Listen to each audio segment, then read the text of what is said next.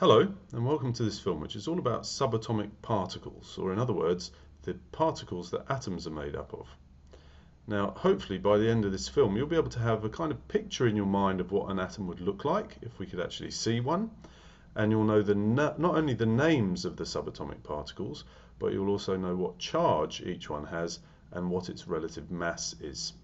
So we're going to start off by looking at what an atom would look like. Now, we don't have a microscope powerful enough to enable us to see atoms in this level of detail, but if we could see an atom, what we believe about them is that they contain an electron cloud and a nucleus.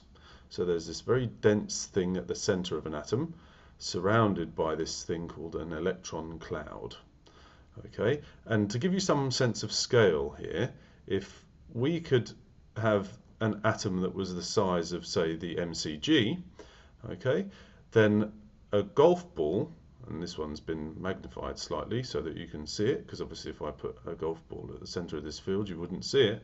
A golf ball would be the size of the nucleus and the electron cloud would be the size of the stadium, but obviously atoms are much smaller than the MCG, but that's just to give you some idea of scale. So far we know that there is a nucleus and that it's surrounded by an electron cloud, and sometimes this electron cloud is kind of seen as these orbits of electrons around the nucleus.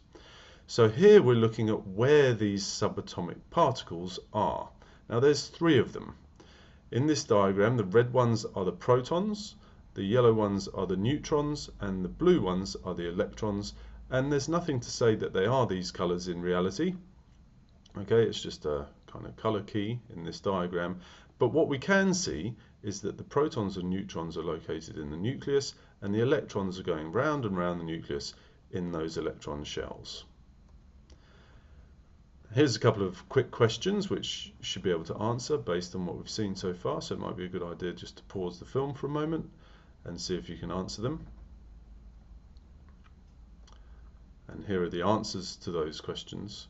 Now it's quite important that you can understand what we're talking about here and that you can make sense of these things before you move on. So perhaps if you can't make sense of it, just go back and watch the film again so that you can answer these questions correctly. Now we're going to move on and talk about the mass of these particles. Now this isn't the mass in grams or in kilograms or tons or anything like that. These are tiny masses, but what we do is we give them numbers which don't have units, and we just put protons as 1 on the scale. So protons weigh 1, neutrons weigh about the same as protons, so they also weigh 1, and electrons, they are very light compared to the protons and neutrons. They weigh about 1/2000th of a neutron or a proton. So we can see we've got heavy particles in the nucleus and these very light electrons orbiting around in the shells.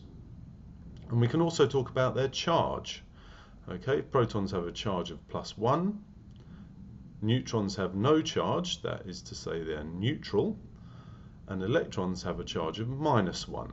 So protons and electrons have equal charge but opposite charge. So one's positive, one's negative. So they attract one another.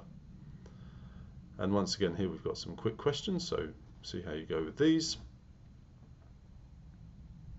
And here are the answers to those questions. So having watched this film, hopefully you've got an idea in your mind now of what an atom looks like and what subatomic particles it's made of, what their names are, and as well as that, their masses and their charges. Now, if there's anything that confused you in this film or anything you want to ask about, it's important that you go and see your teacher soon so that the next things that we cover make sense.